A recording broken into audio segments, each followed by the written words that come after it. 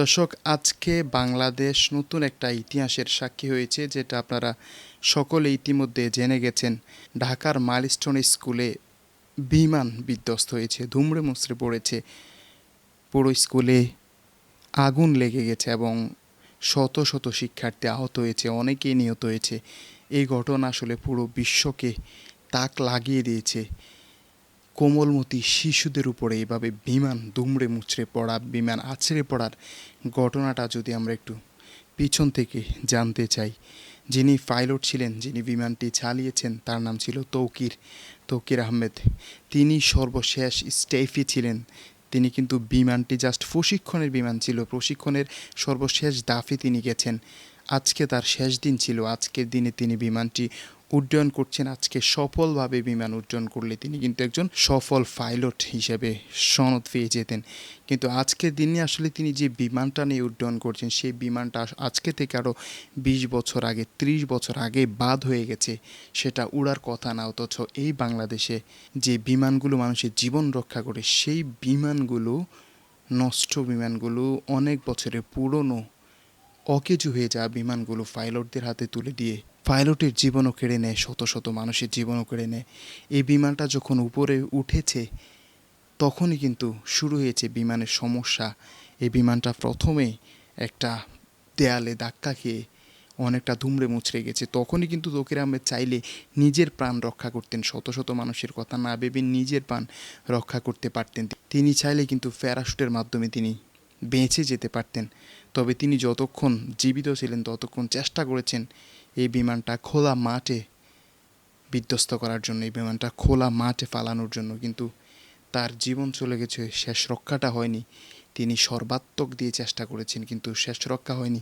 বিমানটা শেষ পর্যন্ত দুমড়ে মুচড়ে সেই ঢাকার দিয়াবাড়ির মাইলস্টোন স্কুলের উপরে ধুমড়ে মুচড়ে পড়েছে এবং সাথে সাথে অসংখ্য শিক্ষার্থীর আত্মচিৎকার, জীবন নিয়ে দৌড়াদৌড়ি, জীবন নিয়ে আসলে বাঁচার তাগিদে সর্বাত্মক চেষ্টা করেছেন। আমরা দেখেছি ঢাকার প্রত্যেকটা হসপিটালে ছাত্রছাত্রীরা ভর্তি হয়েছেন এবং নিহতের সংখ্যাও এখন পর্যন্ত বলা যায়নি। কক্ষের ভিতরে অনেক শিক্ষার্থী জীবন বাঁচানোর তাগিদে অনেক চেষ্টা করেছেন, কিন্তু শেষ পর্যন্ত পুড়ে ছাই হয়ে গেছেন।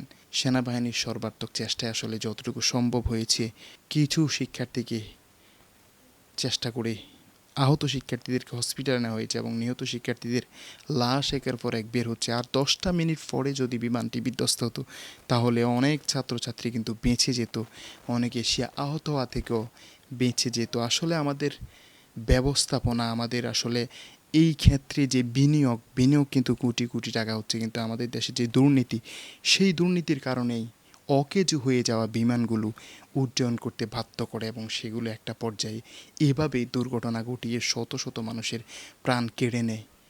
তৌকির আহমেদ কিন্তু অসাধারণ একজন পাইলট ছিলেন এবং তার প্রত্যেকটা স্টেপ ছিল দুরন্ত, প্রত্যেকটা স্টেপ ছিল অসাধারণ। কিন্তু শেষ পর্যায়ে এসে তিনি এত বড় অ্যাক্সিডেন্ট, এত বড় দুর্ঘটনার শিকার হবে, এটা আসলে কখনো কাম্য ছিল না। তবে তিনি একজন মহান মানুষ বলতে হবে, যদিও তার জীবনের সর্বাত্মক চেষ্টা করেও তিনি পারেনি শিক্ষার্থীগুলোকে রক্ষা করতে, কিন্তু তিনি নিজের প্রাণের কথা না ভেবে চেষ্টা চালিয়েছেন। তিনি চাইলেই কিন্তু প্যারাশুটের মাধ্যমে নেমে যেতে পারতেন। এখানে আসলে কোনো রাজনীতি নেই, এখানে আসলে কোনো নিজের ইচ্ছে করেই যে একটা দুর্ঘটনা ঘটানো, সেরকম কিছু নেই। এটা স্রেফ একটা দুর্ঘটনা ঘটে গিয়েছে। আর বিশেষ করে ব্যবস্থাপনা কিংবা সরকারের যে দুর্নীতি, সরকার যে ব্যবস্থাপনা, সেটার দিকে ইঙ্গিত করলে আপনি আসলে সঠিক তথ্যটা পেয়ে যাবেন। এবং আমি মনে করি এখান থেকে শিক্ষা নেওয়া উচিত, এখান থেকে শিক্ষা নেওয়া উচিত যে কোনো কাজেই কোনো অকেজু, কোনো পুরনো জিনিস ব্যবহার করা রিস্ক, পুরোটাই রিস্ক। যেমন এই জিনিসটা ব্যবহার করেছে, এটা কিন্তু সম্পূর্ণ রিস্কের উপরে ব্যবহার করা হয়েছে।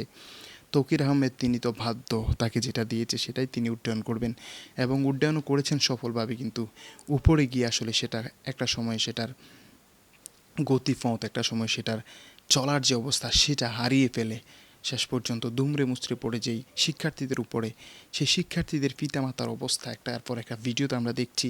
তাদের আত্মচিৎকার, কোমলমতি সন্তানেরা কিছুক্ষণ পরেই বাসায় ফিরবে, খাবার খাবে, মা বাবার সাথে আনন্দে কথা বলবে, হেসে খেলে বেড়াবে। অথচ সেই শিক্ষার্থীগুলোর লাশ, তাও নর্মাল কোনো লাশ না, পুড়ে ছাই হয়ে গেছে।